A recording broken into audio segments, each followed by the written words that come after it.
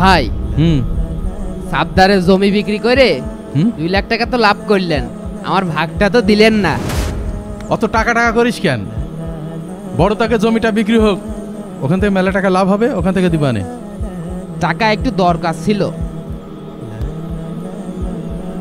শোন, বেশি ফাঁকামো করলে কিন্তু 1 টাকাও পাবি না। শোন, আমার এই 2 হাত দিয়ে প্রায় 300 বিঘা জমি বিক্রয় করেছি।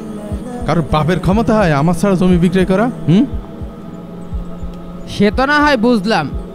আরে এটা আমি কি দেখছি, সবুজ জমিতে সাইনবোর্ড লাগিয়েছে। কিন্তু ভাই, সবুজ তো আপনার হুকুম ছাড়াই ওর জমিতে সাইনবোর্ড লাগিয়েছে। ওই দেখেন।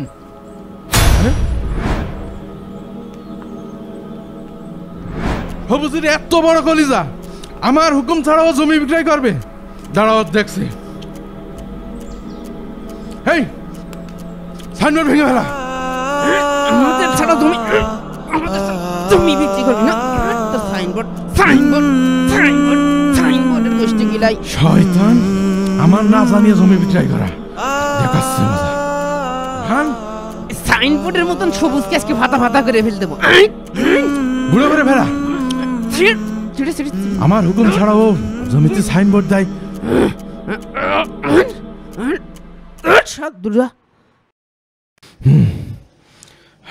ভাই, এই অপমান কিন্তু মেনে নেওয়া যায় না। চল, এখনই সবজির বাড়ি চল। চলেন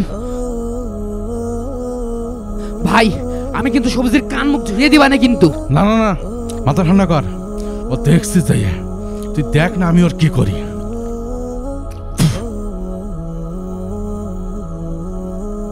সবুজ, এই সবুজ, এই বেরিয়ে আয়।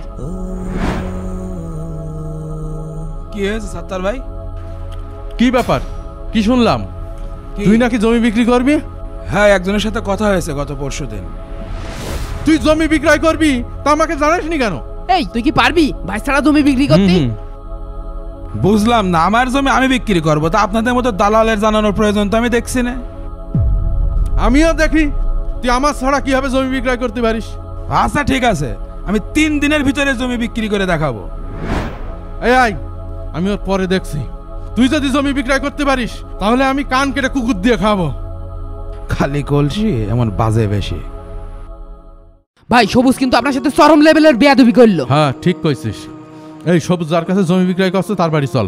ঠিক আছে ভাই, চলেন। ভাই, ওই জমি যদি আমরা বিক্রি করতে পারতাম তাহলে কিন্তু 10 লাখ টাকা লাভ করতে পারতাম। ভাই, আমরা যেহেতু জমি বিক্রি করতে পারলাম না, সেহেতু ভাই আমরাও খাবো না, ওরও কিন্তু খাতি দেব না। কি বলেন? ওর আমরা এমন শিক্ষা দেব যাতে আর কোনোদিন এ কাজ না করতে পারে। বলেছেন ভাই।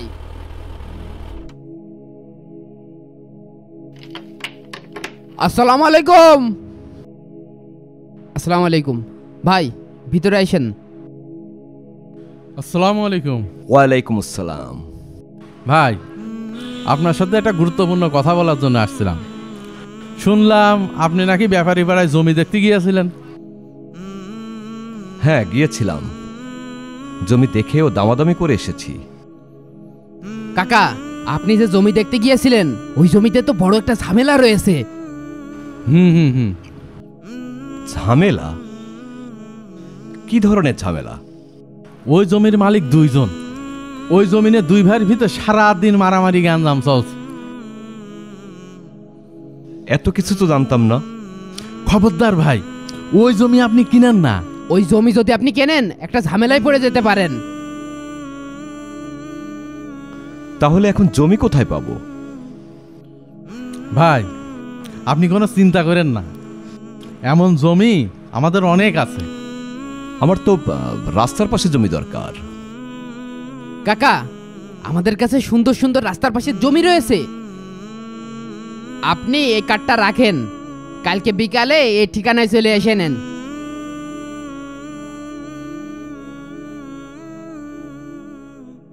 আচ্ছা ঠিক আছে।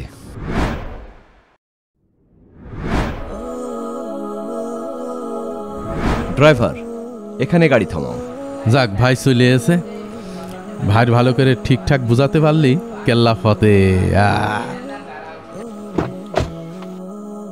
আসেন কাকা। আসসালামু আলাইকুম। আসসালামু আলাইকুম। ওয়ালাইকুম আসসালাম। রাস্তার পাশেই তো, জমিটা দেখলে আপনার পছন্দ হবে। কাকা, আপনাকে এই জমির কথাই বলছিলাম। মনে হচ্ছে মুরগি লাইনই চলে আসছে। হ্যাঁ, জমিটা সুন্দর, রাস্তার কাছেই, খুব একটা দূরে না। জমিটা কার? ভাই, এই জমিটা আমার এক ভাইয়ের। সে আমাকে এই জমিটা বিক্রয় করার দায়িত্ব দিয়েছে। ও আচ্ছা, কিন্তু এখানে শতক কত করে? আপনার সাথে আর কি দামাদামি করব। এই জমির মালিক আমাকে অনেক বেশি দামে বিক্রয় করার কথা বলেছে। আপনি কাছের মানুষ, 11 করে দিন। ঠিক বলছেন। এখানে জমির এত দাম? কাকা, বোঝেন না, রাস্তার পাশের জমি, আর সাথেই তো পাসপোর্ট অফিস, দাম তো একটু বেশি হবেই। তারপরেও দাম একটু বেশি হয়ে যাচ্ছে। আমি 8 লাখ হলে জমিটা নিতে পারি। কি 8 লাখ? 8 লাখ হলে তো লাভ হবে না বেশি? ভাই, লস হচ্ছে না, দিয়ে দেন। ঠিক আছে, আপনি ভাই মানুষ, আপনার কাছে না একটু লস করলাম। ঠিক আছে, তাহলে জমির রেজিস্ট্রির ব্যবস্থা করুন। যাক ভাই, কাকারের জমিটা ঘষাই দিতে পারলে নগদে 3 লাখ করে লাভ। কাকা যান তাহলে। হ্যাঁ,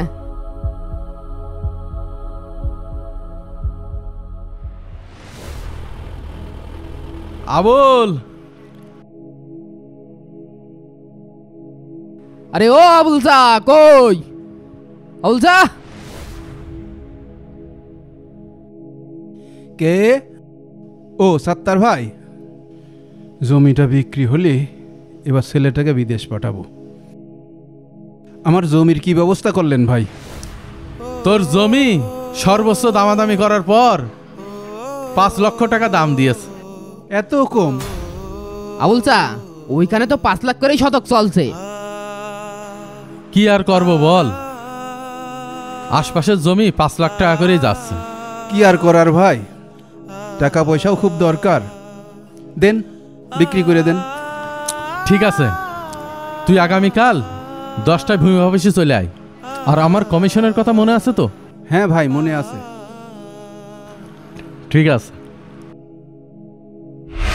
ভাই, এত বড় রেস্টুরেন্টে জীবনে প্রথমবার আসলাম। কথা কম বিলে খা। ভাই, এই ভাত খেয়ে যা আরাম পাচ্ছি।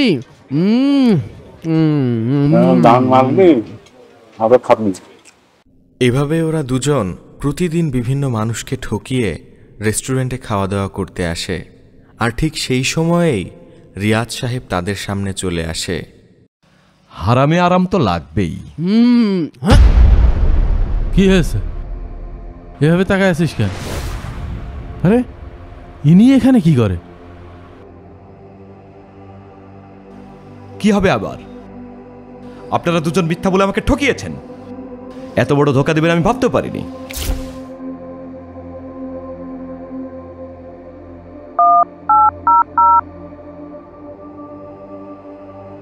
এই সিদ্দিক, আমার এই নতুন জমিটা একটু ঘেরার ব্যবস্থা করিস তো। আর এখানে একটা সাইনবোর্ড আছে, এটাকে তুলে ফেলার ব্যবস্থা করিস। আচ্ছা ঠিক আছে। ভাই, এ জমি কি আপনি কিনেছেন? হ্যাঁ, তবে দাম একটু বেশি পড়ে গেল মনে হয়। কি বলেন? কত করে কিনেছেন? 8 লাখ টাকা। বলেন কি, এ জমির মালিক তো আমি ছিলাম। আমি তো 5 লাখ টাকা করে বিক্রি করেছি। বলেন কি? ওরা তো আমার কাছে 11 লাখ টাকা করে চেয়েছিল। আপনি নাকি আরো বেশি বিক্রি করতে বলেছেন। সব মিথ্যে কথা ভাই, ওরা আপনার আমার দুইজনেরই ঠকাইছে। এই জন্য ওরা আমার সাথে আর দেখা করেনি। আমি আরো চেয়েছিলাম ওদেরকে কিছু বোনাস দিতে। দেখছি, দুটোকে দেখছি আমি। আজকাল আর কারোর পরেই বিশ্বাস করার কায়দা নেই। আপনি হারাম কোথায় দেখছেন? এটা তো ব্যবসা। আর রাখেন আপনার ব্যবসা। আপনারা দুজন মিথ্যা বলে আমাকে ঠকিয়েছেন। আমি ভাবতেও পারিনি এত বড় ধোঁকাবাজি আমার সাথে করবেন।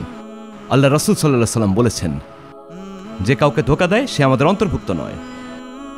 অর্থাৎ ধোঁকাবাজ কখনো মুসলমান হতে পারে না। আজকাল জমি বিক্রয়ের দালাল, টাউট, বাটপার, প্রতারকদের প্রতারণা তো আছেই। বিশেষ করে শহর, উপশহর শহরের আশেপাশের এলাকায় এই ঝুঁকিগুলো সবচেয়ে বেশি। আর এই রকম দালালদের হাতে পড়ে জমি বিক্রয়ের ক্রেতারা ধোঁকাবাজদের শিকার হয়ে ক্ষতিগ্রস্ত হচ্ছে। তাই ক্রেতাদেরকে সাবধানতা অবলম্বন করার অনুরোধ রইল।